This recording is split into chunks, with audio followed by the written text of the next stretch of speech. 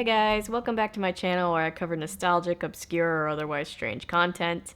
I filmed this video yesterday and I was all, dressed up and made up and my eyeliner was even, and then I lost all my footage, and so now we're doing it again and I am in my pajamas and I'm going to imagine that all of you are also in your pajamas so that we can all feel silly about it together.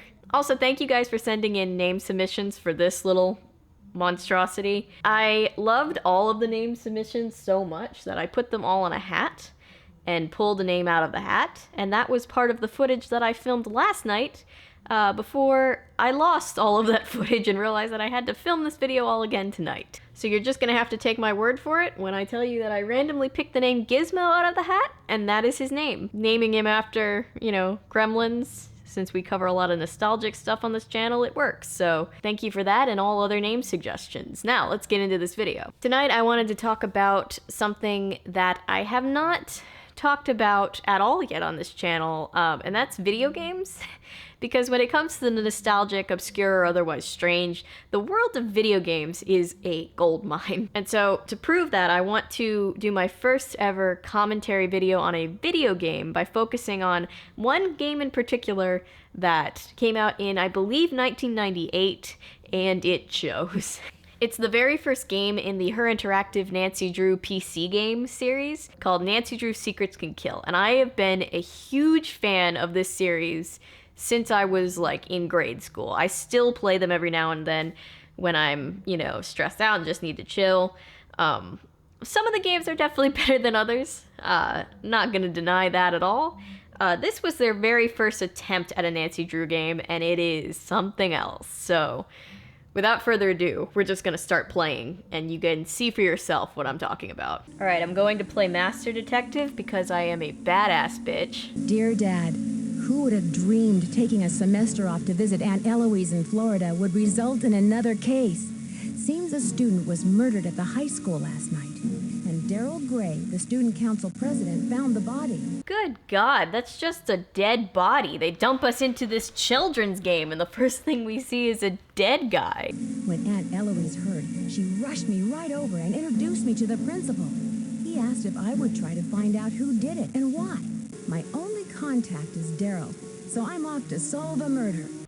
Dear Dad, I, a teenager, have been tasked with solving a murder case. My only contact is another teenager who knows even less than I do, presumably. Bye!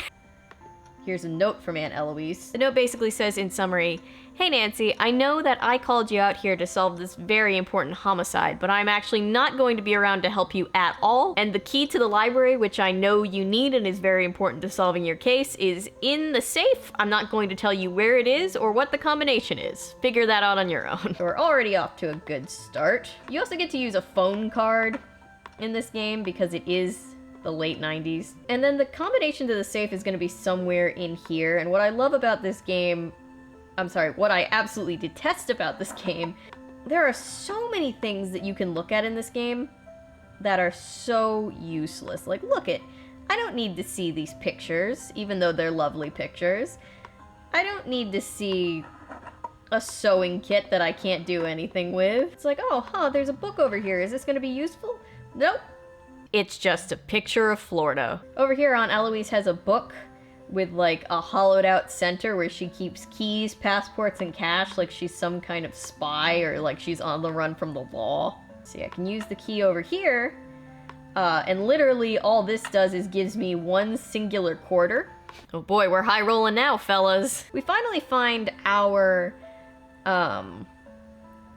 combination for the safe up here on this really arbitrary piece of paper. That is so not complicated to have a safe in Greek. And now we're rewarded with another puzzle, which is a slider puzzle, which anybody who's ever played a game like this has probably had to do one of these and has PTSD every single time they have to do it because it's just awful. But let's see if I can knock this out without breaking down into tears. Do any of you guys remember my my original outro where I was like, I'm not a YouTuber and this is not a YouTube channel? I am not a Let's Player, and this is not a Let's Play channel. Also, while I'm here, I just wanted to shout out Michael Gray of Arglefumph. That's his channel here on YouTube. He has been making really thorough walkthrough videos on all these games and a bunch of other puzzle games and just nostalgic games for forever. I grew up playing these games with his walkthroughs, and he's so funny. So if you guys want to know more about these games, or you have one of the games and you want to just play with a fun walkthrough, I highly recommend going and checking out his channel if you haven't already. Go over there, say hi from our channel to his. He's super cool. Okay. I love this elevator music they're playing in the background. I guess not elevator music, that's not the right term, but I do like this music, and I always wonder, like, who chose it. Like, what game developer was like, oh yeah, the kids will bump this. They'll really love this. After dealing with that, we get this password and sign in for the computer at the school, which Aunt Eloise 100% could have just told us. Whatever, Aunt Eloise. And now we can go explore places that aren't Aunt Eloise's very fancy house. We can go here, and you literally can't do anything. Another place we can go is here at Maxine's Diner. Maxine's Diner has two things to contribute to this game. The first one is a bunch of arbitrary riddles and clues that are not helpful or interesting to solve at all. The second is this incredibly douchey guy named Daryl, who is also our contact, if you remember from the opening scene of the game. I'm Daryl Gray, Renaissance man, short order cook, student council president, and professional escort to pretty new students. And if you're waiting for Nancy to have well thought out dialogue, keep waiting. It's not gonna happen in this game. Short order cook? Short order cook? I flip burgers here at Maxine's. Who was murdered? A student named Jake Rogers. When I found him, it looked like someone had pushed him face first down a flight of stairs. It was nasty. Ugh, this is a kid's game, don't forget that. Nancy, I hate to leave such a beautiful detective, but I've got a hot grill waiting for me. See you later, okay? I know that he says, I have a hot grill waiting for me. Like, he's saying, I need to go and flip burgers. That's my job, and I need to do it. Every single time I've ever played this game over the years, my ear hears him say, I've got a hot girl waiting for me, which is so much funnier if he was just like, hey, Nancy, you know, I'd love to keep talking to such a pretty girl like you, but I've got a hot girl waiting for me in the back.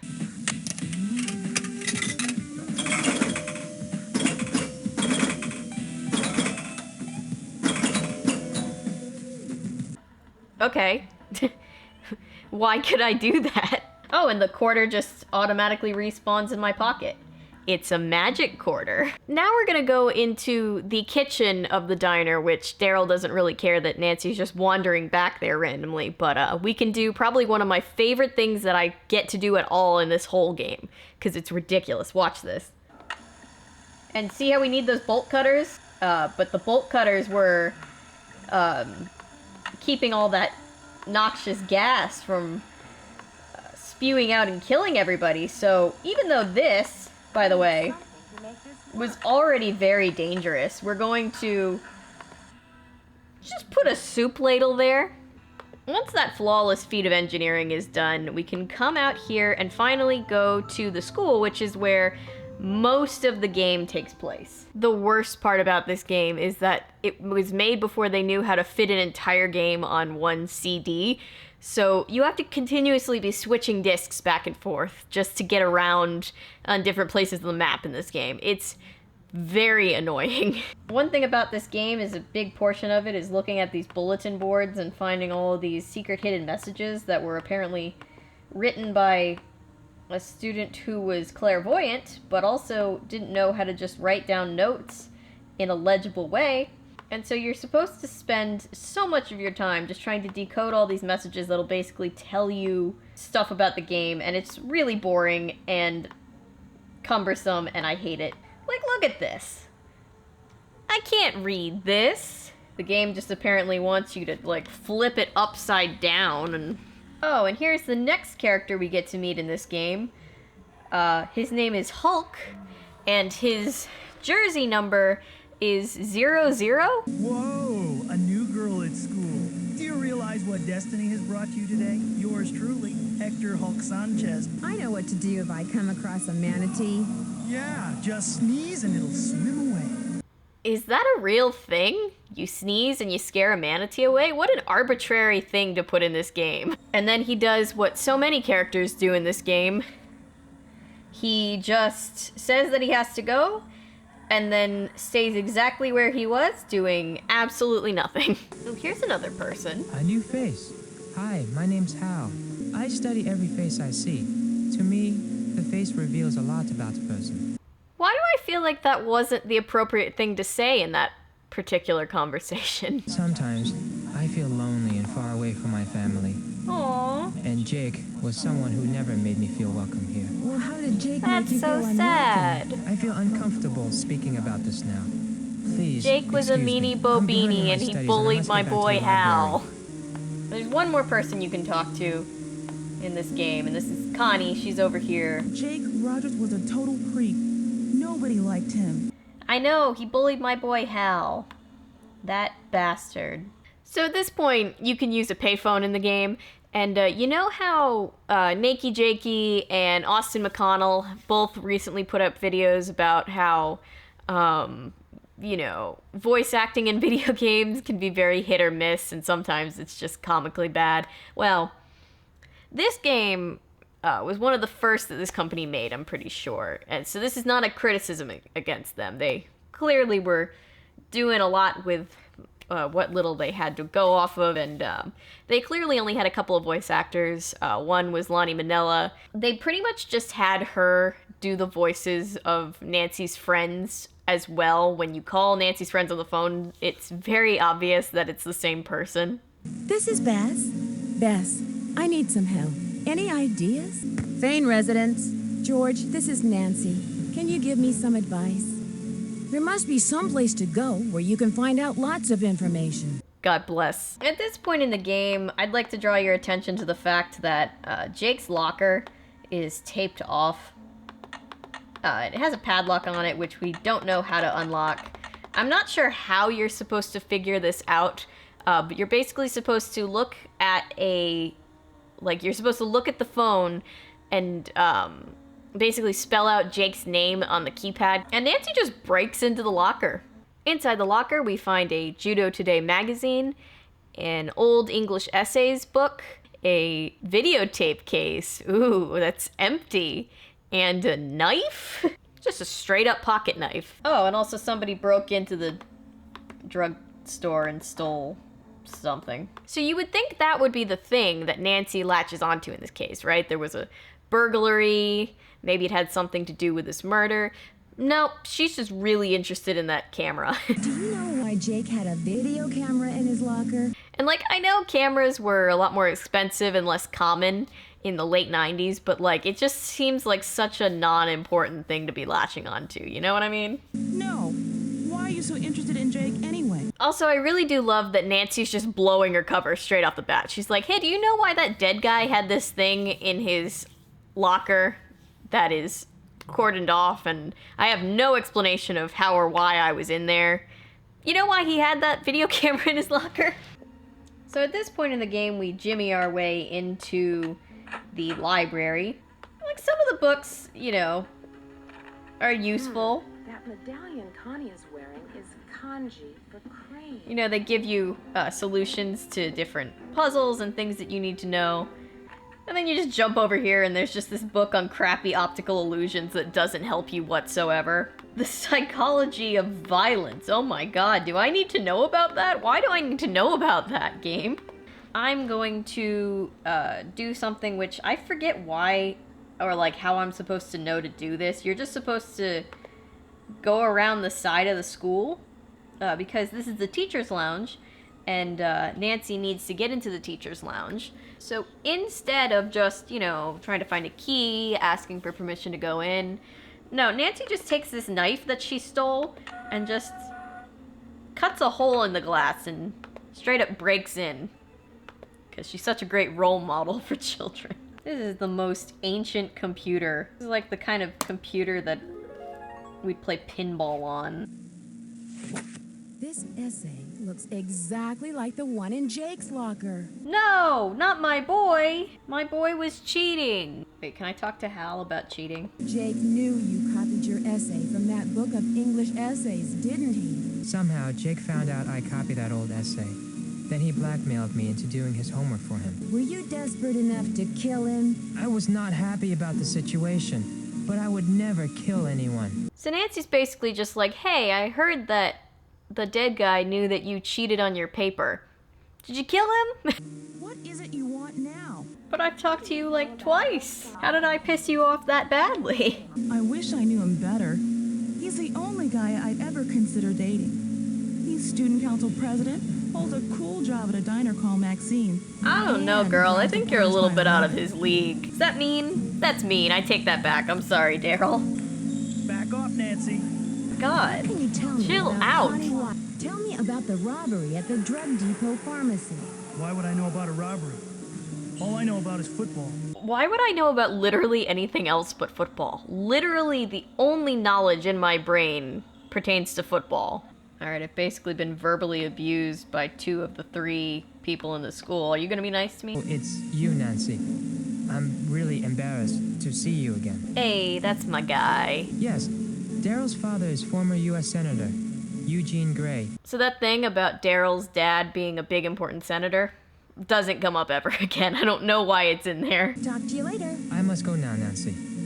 Well, you don't have to go. I'm going. I'm walking away.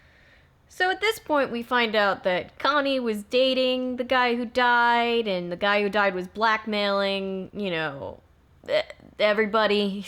So now I'm just gonna go back and talk to Daryl. Oh yeah, Nancy, I just remembered. Some guy dropped off this note for you. I think it's important. So Daryl's just like, I have no idea what you're gonna do next on this case. Oh, by the way, this weird guy just came in and dropped off a sketchy note for you. It's obviously bait to get Nancy to go down into the cellar alone, and that sounds really sketchy. So, you know, obviously, like any smart, well-seasoned detective, she walks right into this trap. Well, I already hear a bomb ticking, so that can't be good. So obviously we grab these rubber gloves and the bolt cutters that we stole. I love how the game makers were just like, hey, you know what would be fun for the kids? The kiddos? The children? What if they just disarmed a bomb so that Nancy Drew doesn't die? We're gonna go through this vent. And oh, what do you know? We just randomly and very fortunately find a videotape. Alright, so there's Hulk. He's stealing drugs. Shame on you, Hulk.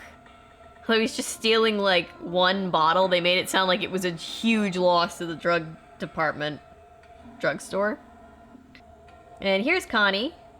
She's the secret winner of that judo competition, which I guess is bad for reasons. And here's Hal with a very large version of that English essays book, plagiarizing, which we already knew. And oh my God, Daryl? Daryl, what are you doing?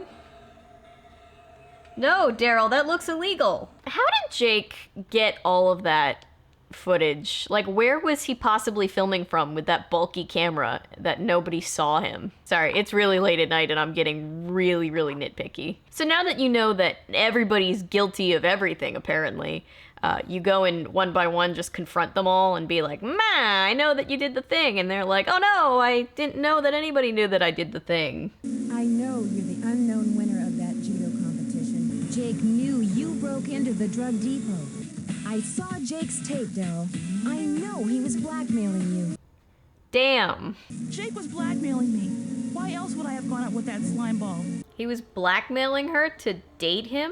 That's not okay. Why did you enter a men's tournament when you could have easily won the women's division? The prize money is a lot better in the men's division. Hey, that sounds sexist. I'm not into pushy girls. Do me a favor. Bother someone else. Well, I'm not into dudes that just stand in the corner and throw a football up and down. What's your point? I've told you what I know. Listen, my body's my temple. I can't risk it for anyone. Bye. Bye, Nancy. I've told you what I know. Now get out of here. Okay, I'm going. Bye. Oh god, if I have to switch the disc one more time, I'm gonna cry. I wish we had met under different circumstances. Oh, you mean that you don't like me now that you know I'm a criminal? Oh man. I didn't know what I was getting into. This guy, Mitch Dillon, offered me a way to make some fast money. Mitch killed Jake, didn't he? I have to deliver more food to the pharmaceutical plant later. We can try and grab Mitch when I give him the package tonight. You know, the jazzy music really doesn't fit the mood of this conversation. It's like, I had to sell drugs to take care of my family and get into college. It's not appropriate. Not an appropriate song choice, my guy. So you've got these 4 characters and you're trying to figure out who done it, and plot twist, nobody done it. There's a mysterious 5th person that you had no way of knowing about who actually done it. And so now you've just got to go petition your fellow classmates to help you take down a hardened criminal. Hal, Connie, Hope, we're going to find the person who killed Jake. If you help out now, this case will move a lot quicker. And they all say no. My future is at stake. I wish I could, Nancy. Sorry, babe. I can't risk getting involved. Which I can't really blame them for because this is a terrible idea. This is really dangerous. But anyway, the slightly grayer tones in the background of the map tell me that it's now nighttime, which means time to solve crime. Oh, of course. How could I forget? Okay. So it doesn't look like it's going very well. What is that? Oh god! He just he's bleeding out of his arm! This is a children's game, everybody. Okay, I'm gonna defend myself? Oh my god. You're surrounded. It's all over. Oh my god. Dear Dad. That was horribly stressful. Aunt Eloise got a letter from a friend. Something about a television station and death threats. Sounds like another case for Nancy Drew. Don't worry, I'll be careful. Love, Nancy. Dear Dad, my dumbass almost got killed tonight. But don't worry, there's another chance that I'll get killed all over again tomorrow. Bye! Oh man, this game, man. It's so... You know, we talk all the time on this channel about stuff that's like campy and, you know, kind of corny, and this game is all of it, and it's the most terrible masterpiece of gaming I've ever seen. Oh, and I almost forgot to tell you about my very favorite part of this game. It's actually not something that you experience in-game proper, but it's something that you find in the files of the disc. It's the Nancy Drew rap. Like a bullet from a gun, she arrived on the scene. A young detective who doesn't know the meaning of fear when she's hot on the case. No time to waste when you're face to face. N to the A to the N, C, Y. Doesn't battle with her fist, but with her mind. Bars? It is too late at night. I'm too tired. I've seen too much. I'm going to wrap up this video here. Thank you guys so much for watching, for liking, for commenting, subscribing, sharing, anything you do to support this channel. I just want to say how much I appreciate it. I appreciate every single one of you for being here. It makes my whole day to read your comments and to know that you enjoy watching these videos, and you know, that just makes me really happy. So thank you so much. If you're new here and you're a fan of nonsense, consider sticking around because I post nonsense all the time. And remember, my name is Avery. I'm a YouTuber if you say so, because thanks to you guys, this is technically a YouTube channel. Bye!